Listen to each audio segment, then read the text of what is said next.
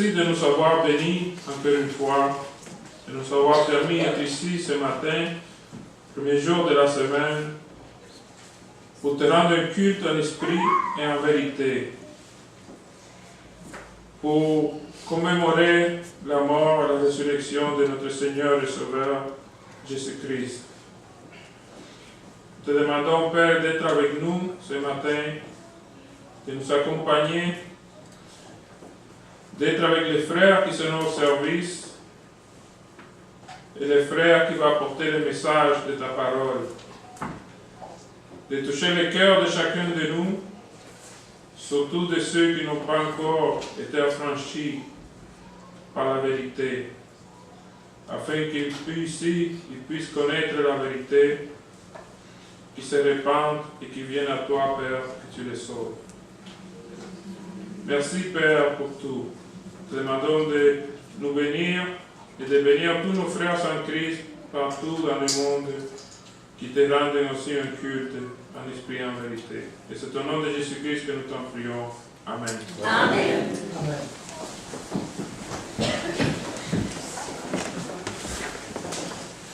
Numéro 20, s'il vous plaît. Numéro 20.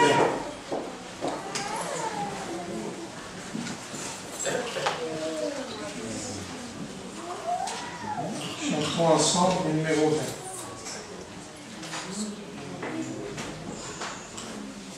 Oh, que bonheur de connaître l'amitié ne serait changée de l'avoir ici à connaître pour défenseur.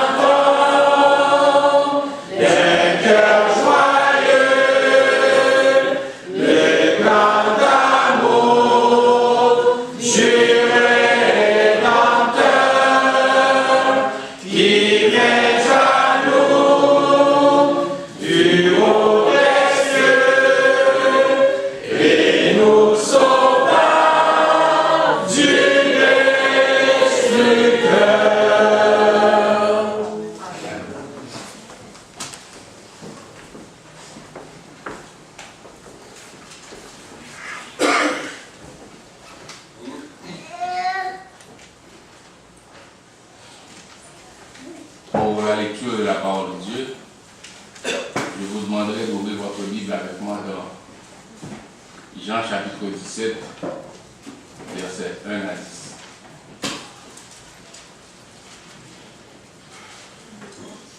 Jean chapitre 17, versets 1 à 10.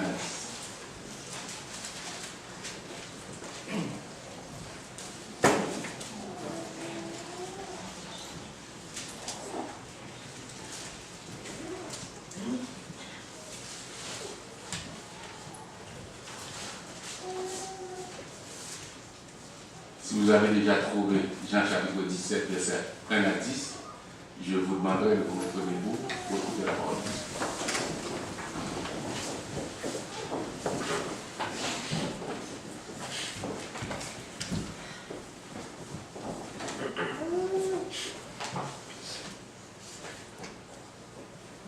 Après avoir ainsi parlé, Jésus leva les yeux au ciel et dit, Père, l'heure est venue. Glorifie ton Fils, afin que ton Fils te glorifie, selon que tu lui as donné pouvoir sur toute chair, afin qu'il accorde la vie éternelle à tous ceux que tu lui as donné. Or, la vie éternelle, c'est qu'ils te connaissent, toi le seul vrai Dieu, et celui que tu as envoyé, Jésus-Christ. Je t'ai glorifié sur la terre. J'ai achevé l'œuvre que tu m'as donnée à faire. Et maintenant, toi, Père, glorifie-moi auprès de toi-même de la gloire que j'avais auprès de toi avant que le monde fût. J'ai fait connaître ton nom aux hommes que tu m'as donnés du milieu du monde. Ils étaient à toi et tu me les as donnés. Et ils ont gardé ta parole. Maintenant, ils ont connu que tout ce que tu m'as donné vient de toi. Car je leur ai donné les paroles que tu m'as données. Et ils les ont reçues. Et ils ont vraiment connu que je suis sorti de toi. Et ils ont cru que tu m'as envoyé.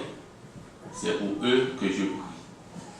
Je ne prie pas pour le monde, mais pour ceux que tu m'as donnés, parce qu'ils sont à toi. Et tout ce qui est à moi est à toi. Et ce qui est à toi est à moi. Et je suis glorifié en eux. Parole du Seigneur. Amen. Merci, merci.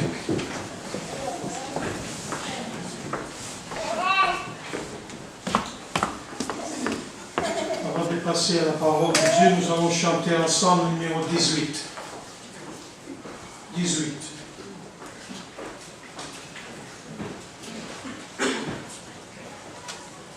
Le numéro 18.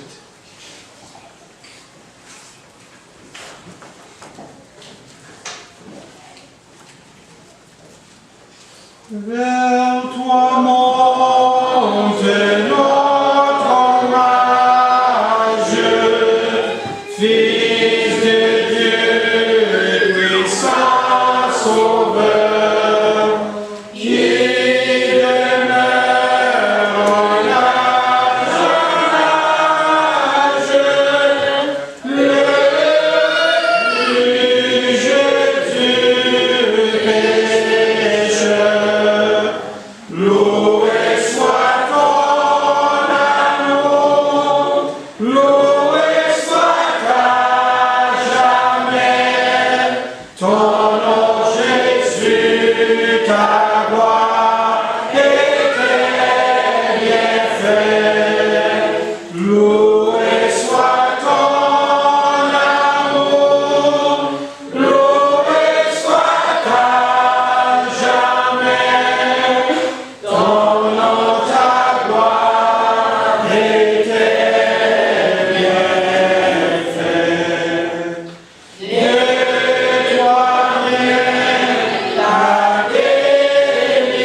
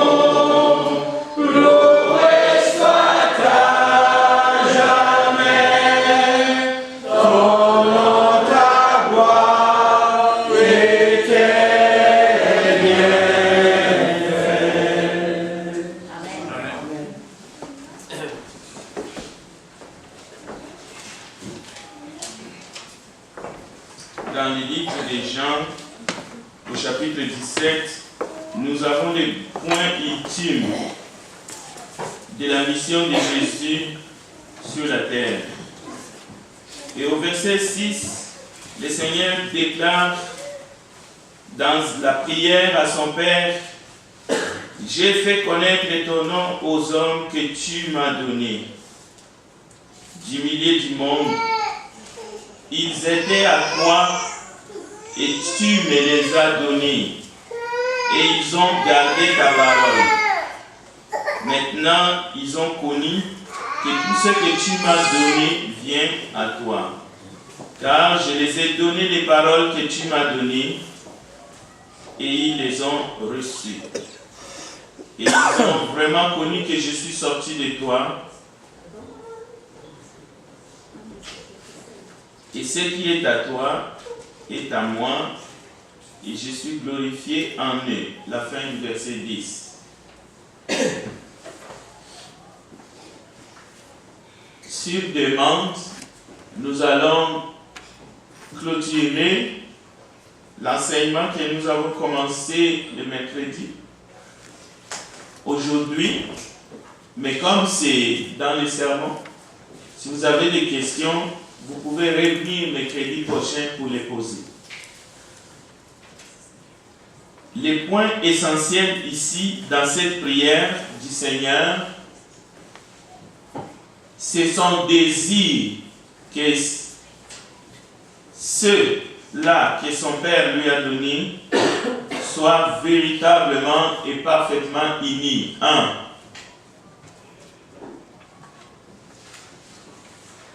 Et c'est sur la base de la parole qu'il dit que nous serons un, comme lui et le Père sont un. Et au verset 20, pour compléter, il dit, ce n'est pas pour eux seulement que je prie, mais encore pour ceux qui croiront en moi par les paroles, afin que tous soient un, comme toi, Père, tu es en moi, et comme je suis en toi, afin qu'eux aussi soient un en nous, parce que pour que le monde croie que tu m'as envoyé. Prions ensemble. Nous te bénissons, grand Dieu. Nous voulons que ce message sur la famille, que nous puissions saisir afin que nous puissions vivre la vie de Christ en nous. Merci pour ta présence ce matin. Bénis ta parole, bénis tous les frères et sœurs, tous les participants, y compris les visiteurs qui sont parmi nous ce matin. Glorifie ton nom, Père. Au nom de Jésus-Christ, notre Sauveur, nous avons ainsi prié. Amen. Amen. La première chose en concluant ces sujets de la famille et même du couple, parce que la famille commence par le couple, c'est de rappeler simplement que dans Matthieu chapitre 5, bien que le Père lui-même, après avoir terminé la création, il dira que cela est très bon. Mais si vous lisez les béatitudes avec attention, je vous donne les références. Matthieu chapitre 5, versets 1 à 11. Chez vous à la maison, vous allez remarquer que les béatitudes dont il est question, tous se réfèrent à la parole. Par exemple, heureux les pauvres en esprit, car le royaume des cieux est à eux. Heureux les affligés, car ils seront consolés. Heureux les débonneurs, car ils hériteront la terre. C'est toujours en harmonie avec la parole, avec une obéissance, avec une consécration, avec la foi en Dieu et en Jésus-Christ. Mais ici, dans Jean 17, c'est limité. Dieu veut que ceux qui sont en lui, Christ, demandent à son Père de tout faire afin que ceux qui sont à lui dans le monde soient unis dans la parole, soient sanctifiés par la parole et par la vérité. Alors, la même chose, lorsque Dieu unit l'homme et la femme, ils ne sont pas unis comme par magie. Ce qui va les unir, c'est Dieu, c'est la parole, c'est la vérité. C'est ça qui va faire de ce couple un couple meilleur devant Dieu. Et lorsqu'ils vont désobéir à la parole de Dieu, le monde va aller à la dérive. Notre prière ce matin, c'est que l'Église du Christ, le corps de notre Seigneur Jésus, soit uni autour de la parole, avec la vérité, dans la vérité. Aujourd'hui, les béatitudes, on l'utilise n'importe où, n'importe comment, dans le monde. Par exemple, vous allez voir que dans le contexte du jour de mariage, les béatitudes sont vraiment utilisées. Mais parce que on a lu ces jours-là, c'est les jours mémorables, c'est les jours de bonheur. Mais les restes des jours, après, on sait que les choses vont se compliquer. Dieu n'a pas piégé l'homme en lui faisant une aide semblable à lui. Ce n'était pas une corde au cou. La preuve, c'est que Adam s'est exclamé. C'est l'étonnement.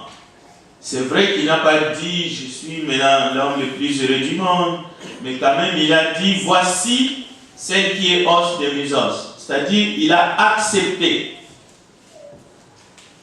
Contrairement à ce que nous voyons dans les cultures et dans les cérémonies du jour du mariage. Le jour du mariage est adoré. D'abord, nous devons comprendre, chers frères et sœurs, que l'Église du Christ, même les parents qui ont la foi, nous n'organisons pas ce que l'on peut appeler des unions matrimoniales organisées ou arrangées. Nous essayons de regarder seulement ce que Dieu a fait. L'Église enseigne. Nous prêchons l'importance du mariage, de la famille originale, depuis la Genèse. Nous ne mettons pas l'accent forcément sur une dimension, mais tout ce que Dieu a fait. Nous ne bénissons pas. Ce n'est pas à l'homme de bénir. Le mariage a été béni par Dieu lorsqu'il a institué. Aucun homme ne peut bénir qui que ce soit. Ça, ce sont des coutumes, des rites. C'est Dieu qui bénit le mariage. Il a béni Adam et Ève. Il n'y avait personne à côté. Ils étaient juste à trois. D'abord, c'était le Père, Dieu, Adam, Ève. La Bible dit qu'il est béni. Il a institué cela. Donc, nous pouvons être des témoins de deux personnes, ainsi que les familles. Nous ne sommes pas là non plus pour dire aux gens, et nous ne voulons pas les faire, vous allez comprendre tout à l'heure.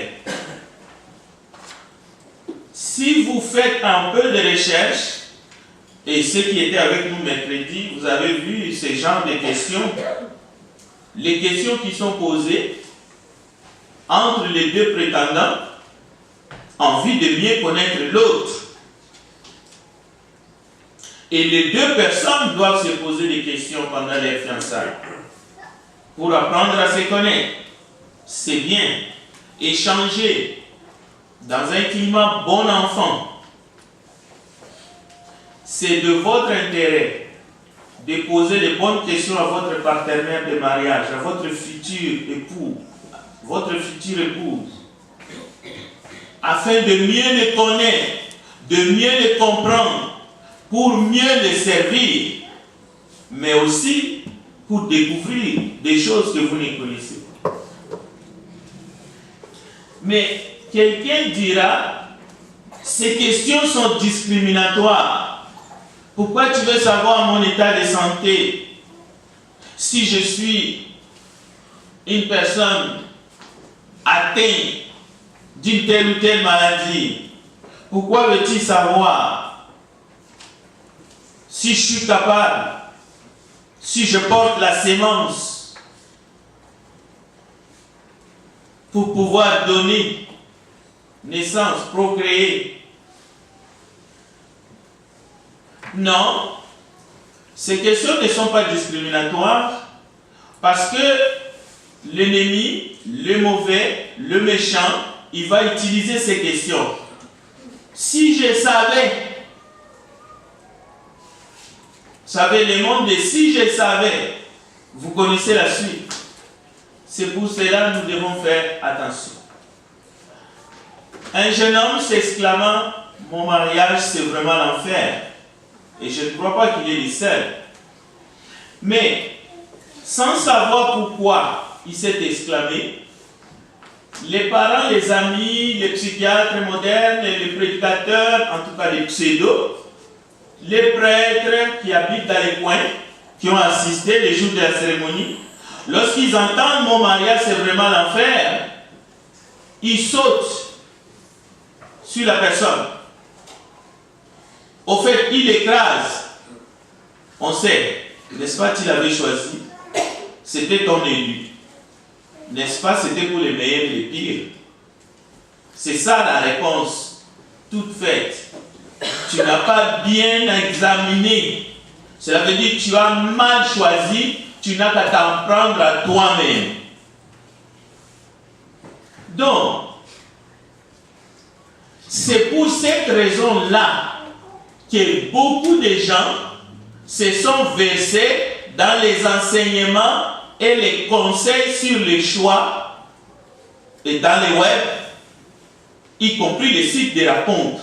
C'est-à-dire, on essaie d'aider les gens pour mieux choisir. Et ce n'est pas mauvais. C'est pour éviter, si je savais, même Adam a utilisé cette astuce. Lorsque les choses vont mal, qu'est-ce qu'il va dire au Créateur? La femme que tu as mis à mon côté. Vous voyez, c'est toujours, on cherche un bouc émissaire. Cela veut dire, ce n'est pas moi qui ai choisi mon partenaire. C'est toi qui me l'as choisi. Regarde maintenant, je suis dans les mauvais draps. Mais ce qui est bien pour notre Père Céleste, c'est que cette formule-là, cette bassesse, cet affrontage-là, ça ne fonctionne pas avec lui. Ça n'a pas fonctionné.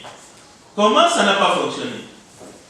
Il a dit à Adam, il a dit à Ève, et même au serpent, écoutez, je veux vous rémunérer chacun suivant son action.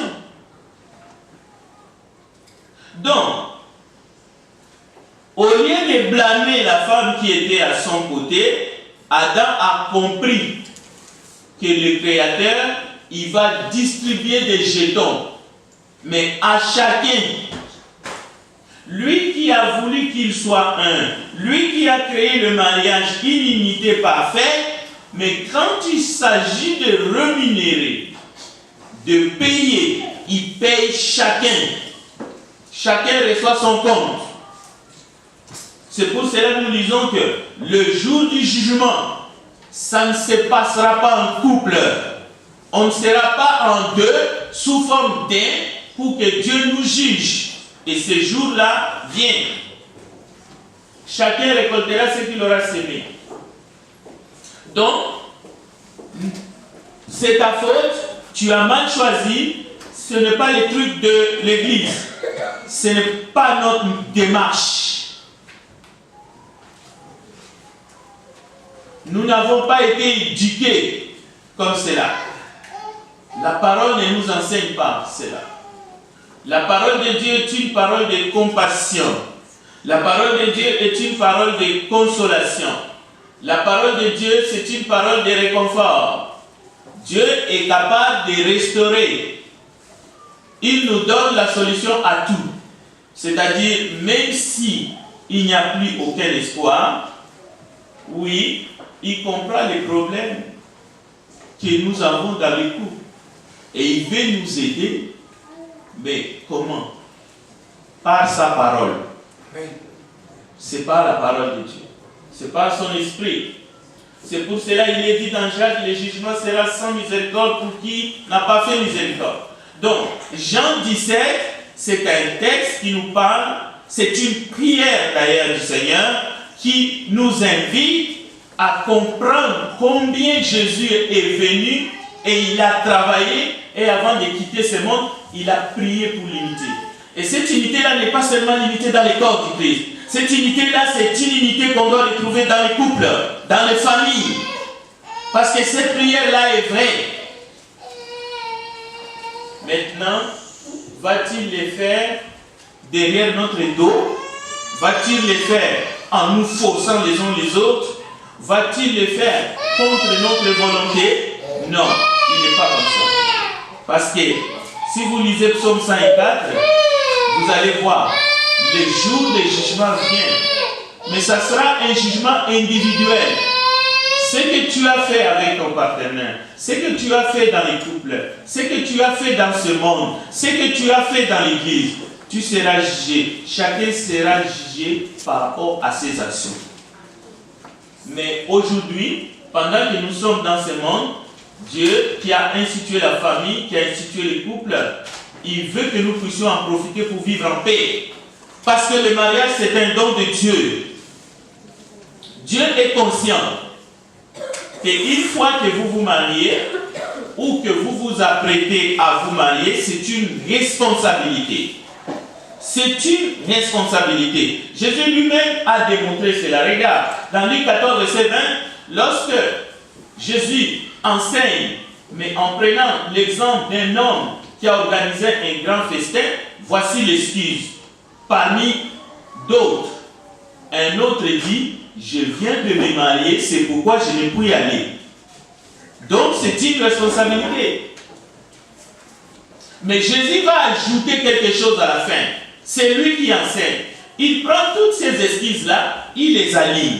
Et parmi ces excuses, il y a la famille, il y a le mariage. C'est une bonne excuse. Mais voici ce qu'il ajoute pour comprendre que tout vient de lui. Il dit, plus bas, heureux, au verset 20, c'est lui qui prendra son repas dans le royaume de Dieu. Cela veut dire tout ce qu'il nous a donné, y compris le mariage, qui est une responsabilité, et la famille, mais heureux. Voilà les béatitudes sortent. Ça, c'est les béatitudes. Les béatitudes, c'est-à-dire ne cherchez rien dans la famille, dans les couples, en se coupant du royaume de Dieu. Jésus répond à tout ce monde-là qui avait des bonnes excuses, et ces excuses-là remontent jusque dans l'Ancien Testament. Les jours du mariage, dans l'Ancien Testament, le partenaire, le couple, le nouveau fiancé, le nouveau marié ne pouvait pas sortir pour aller au combat. Donc, Dieu est très compréhensif. Donc, en instituant le mariage, Dieu a voulu unir l'homme et la femme dans la famille pour vivre en paix. C'est pour cela que nous disions tout à l'heure, il n'y a pas de piège. Dieu n'a pas institué un piège comme nous attendons dans le monde. Mais celui qui s'est exclamé mon mariage est l'enfer, il a peut-être raison. Tout ce qu'il a besoin, c'est du soutien, c'est de la consolation. Ce n'est pas tu as mal choisi, tu as mal fait, c'est ta faute. Non. Un ménage où chacun vit de son côté ne ressemble pas au plan divin. Parce qu'il y a des ménages où chacun vit, il fait à sa façon. Dieu a uni pour que les deux vivent en paix, se retrouvent. Les couples, la famille, c'est ça la pensée de Dieu. Proverbe chapitre 19 nous dit un fils insensé, c'est une calamité pour son père. Ça, c'est Louis II. Mais on peut hériter de ses pères une maison et des richesses.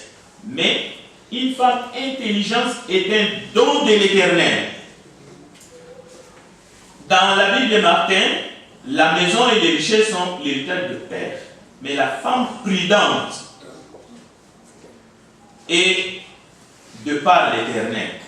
C'est-à-dire, c'est un cadeau.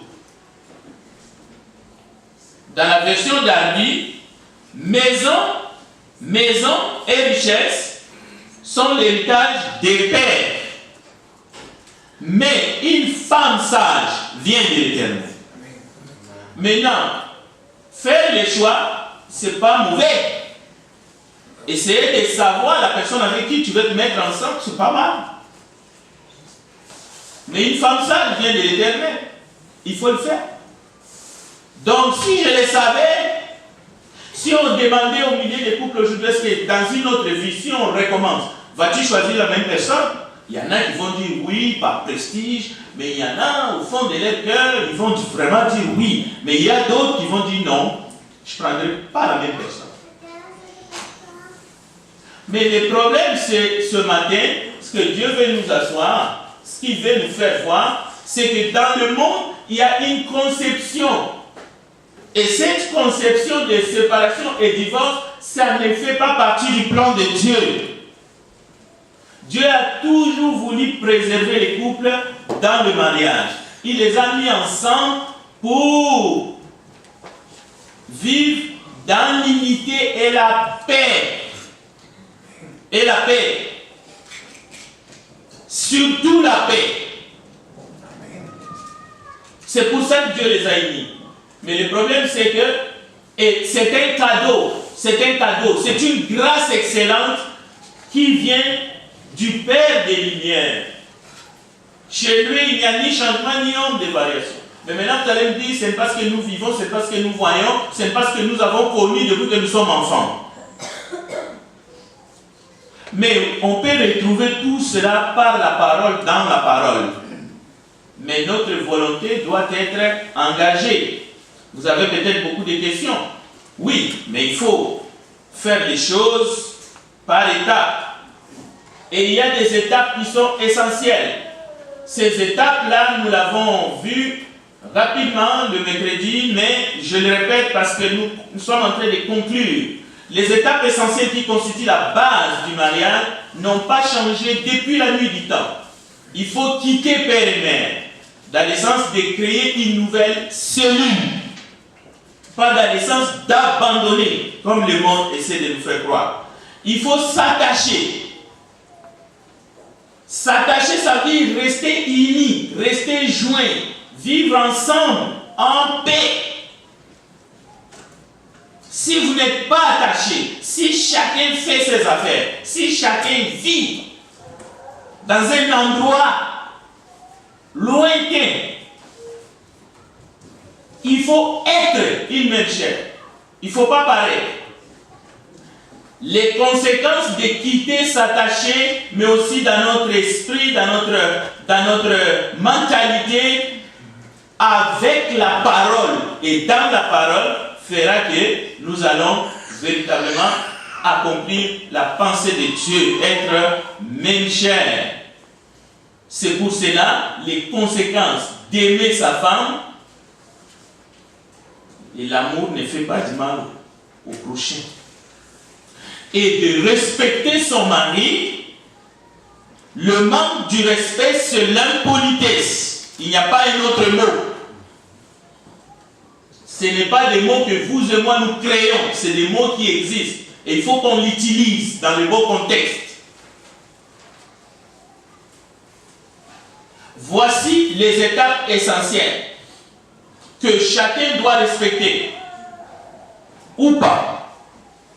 Donc, la femme n'est point sans l'homme, ni l'homme sans la femme. Nous connaissons, c'est le principe de l'unité. Oui. De même que la femme a été tirée de l'homme, de même l'homme existe par la femme. Donc, tout vient de Dieu. Donc, les couples et la famille, mes amis, c'est d'abord la base, pas seulement de la création, mais la base même de l'Église en tant que corps du Christ. C'est le couple et la famille. La famille physique, telle que nous nous voyons là, c'est ça la base. Nous ne devons pas scraper cela. S'attaquer à la famille biologique, c'est s'attaquer directement au corps du Christ. Si vous détruisez une famille dans l'Église, vous êtes en train de détruire le corps du Christ. Vous êtes en train de détruire les seigneurs. Mais souvent, on est en train de cataloguer les choses. On pense qu'on peut s'attaquer, on peut détruire un couple, on peut détruire une famille, on peut détruire parfois même les gens gratuitement et on se croit dans l'église. Non. Un jour, Paul a dit, Dieu à qui j'appartiens et que je sers m'est apparu cette nuit. Il voulait montrer véritablement que nous dépendons de Dieu. Dans ce monde. Donc, Jésus-Christ est venu sur la terre, nous savons, il a pris la chair semblable à l'homme, sous forme de serviteur, avec des vêtements teintés de sang. Ça, c'est sa mort. Mais, il a vécu dans la douleur, au milieu des larmes, sous l'orage, de la justice divine. Mais aussi, il a vécu sous l'injustice humaine. Pourquoi? Pour faire entrer son épouse dans les palais éternels. L'Église.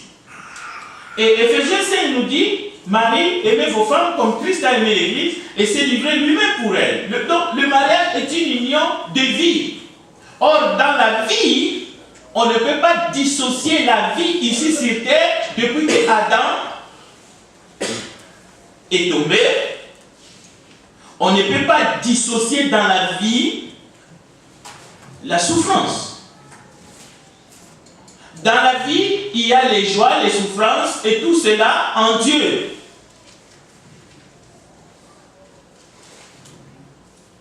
On peut aller lire tout cela dans Colossiens chapitre 3. Donc, dans le mariage, un mariage exempt des épreuves de vie n'est pas un bon mariage.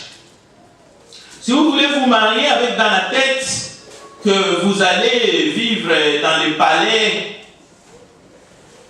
royal, dans l'imaginaire, vous vous trompez. Même avec vos enfants. Vous pouvez vous exclamer comme cet homme qui a dit mon mariage c'est l'enfer. Vous pouvez dire aussi mes enfants c'est l'enfer. Maintenant, qu'est-ce que vous allez faire? Divorcer avec vos enfants?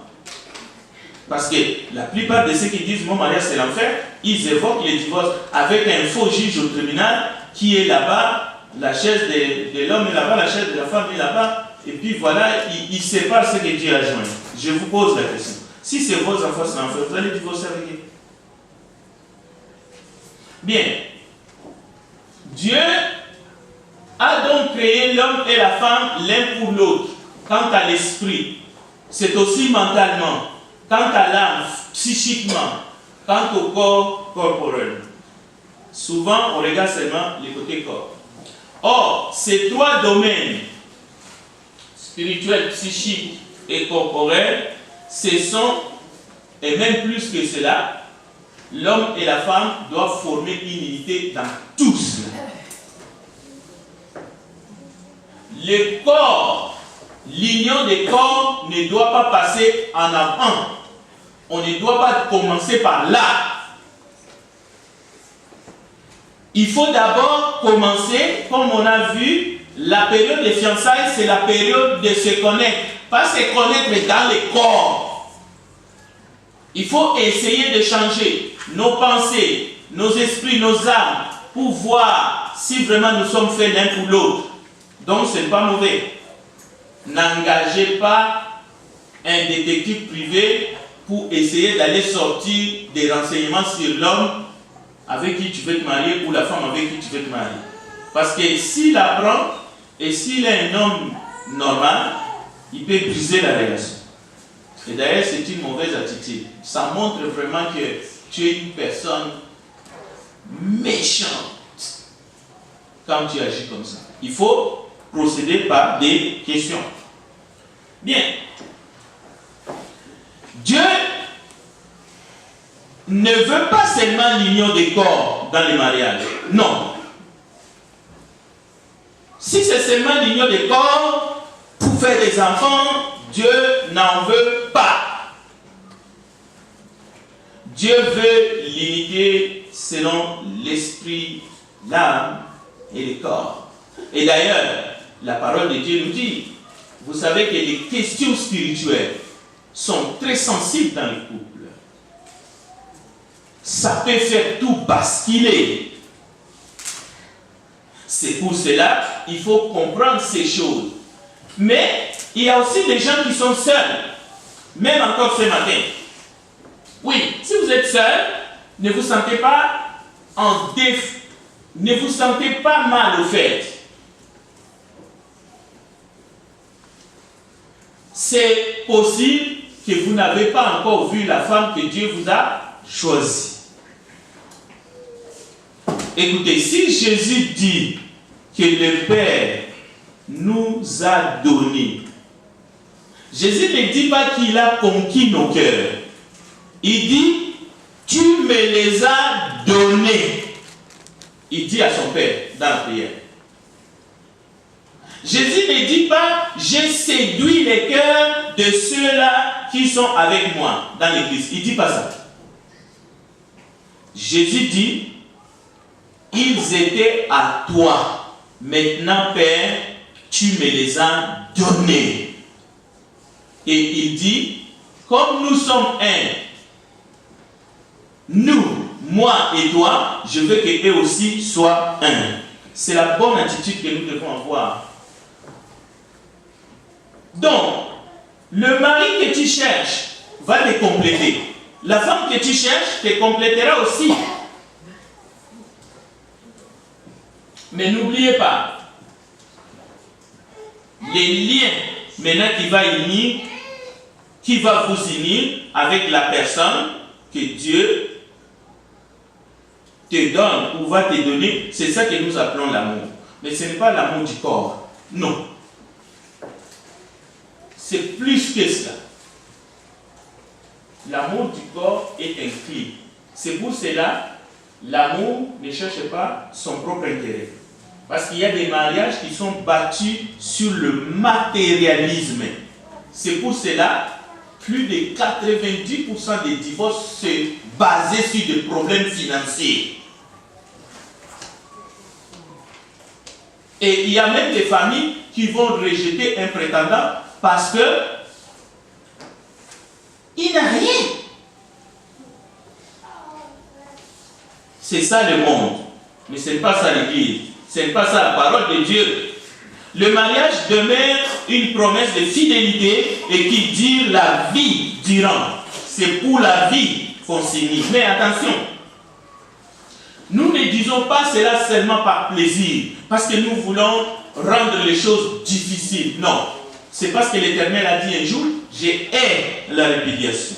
Et il a dit, et c'est resté comme ça. C'est gravé dans les stèles. Et c'est dans la parole. Donc, si nous essayons de séparer, de casser un mariage, nous agissons contre la volonté de Dieu. Le Seigneur Jésus-Christ dit dans Genèse 2,24, c'est un principe. Ce que Dieu a uni, l'homme ne le sépare pas. Et nous trouvons cela encore dans Marc chapitre 10. Mais, il y a des hommes méchants. Psaume 140, verset 2 à 8. Il y a des hommes violents. Regardez dans votre tête. Il y a des hommes violents qui méditent un dessein pour faire le mal. Les textes le disent. Dans le psaume 140, verset 2 à 8. Ils complotent la guerre. Ils sont chez eux, ils méditent, ils complotent la guerre. Pourquoi? Pour détruire les couples. Pour faire du mal à ce que Dieu a joint au mariage.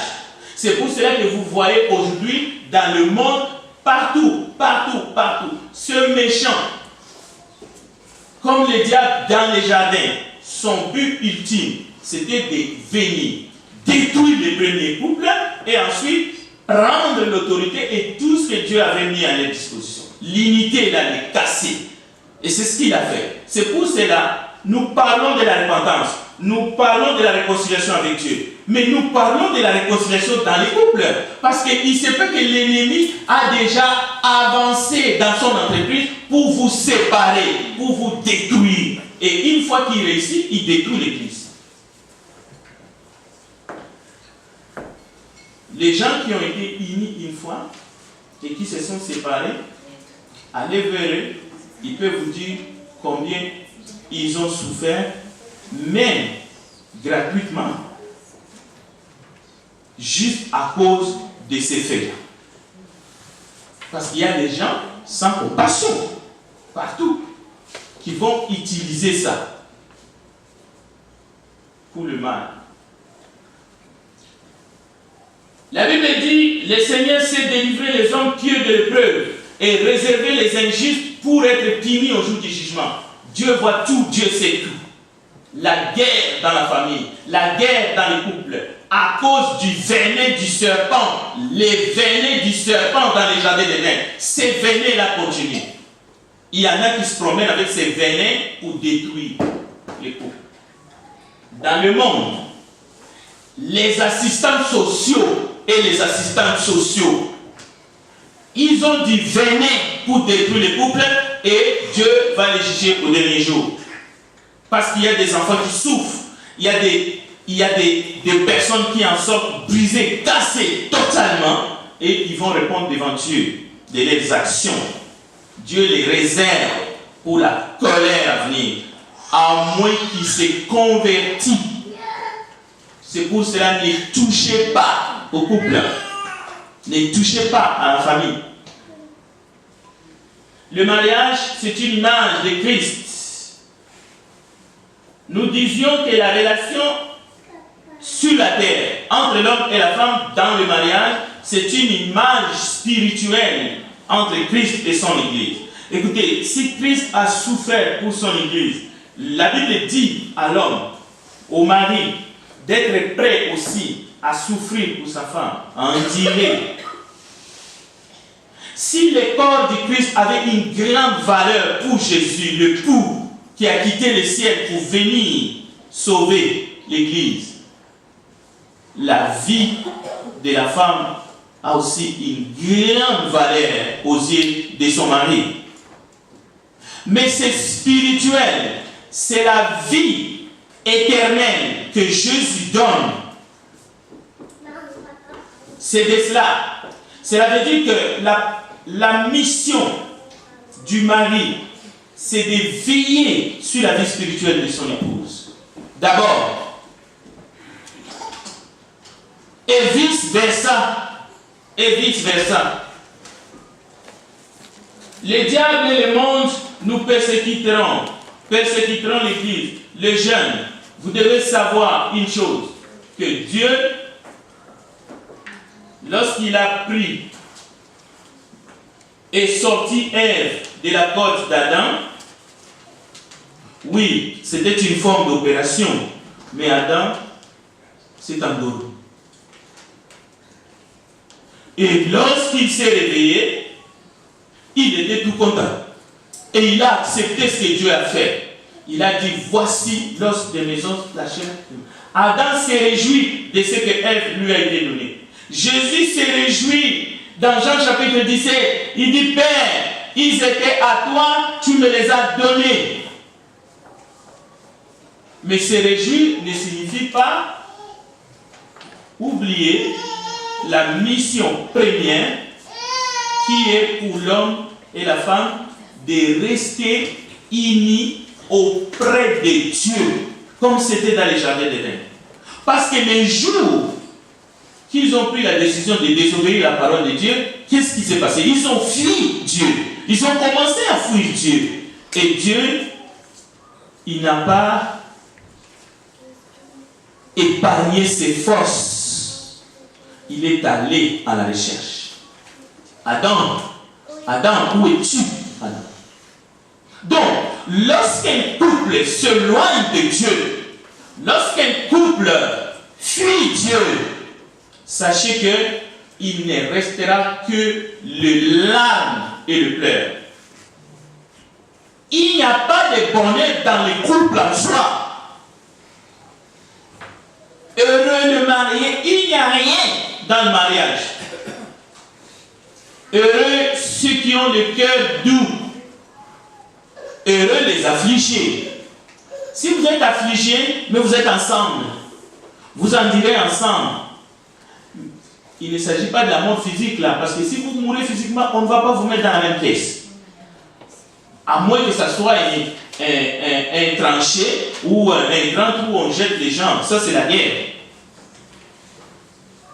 Donc, Jésus dit, j'ai fait connaître ton nom aux hommes que tu m'as donnés. Cela veut dire, frères et sœurs, comme Jésus s'est réjoui de l'Église, nous devons nous réjouir aussi dans les couples, dans la famille. Mais il y a des gens parmi nous qui attendent encore.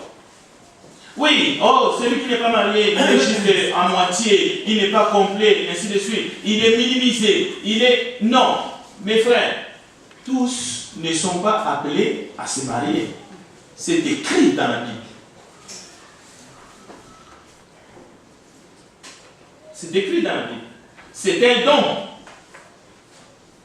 Mais avant d'aller plus loin, avant même de décider, moi, je ne veux pas me marier, il faut d'abord savoir si tu as reçu ce don. Si tu n'as pas ce don, attention parce que tu peux brûler. Tu peux te brûler toi-même. C'est ça, la fornication. Ce n'est pas tes habits qui vont se brûler. C'est toi-même, ton âme, ton esprit, ton corps, tout ton être. Tu vas être brûlé. Nous verrons qu'il y a différents types de péchés. Il y a des péchés que tu commets qui sont en dehors de toi, mais des péchés qui sont liés à ton propre corps.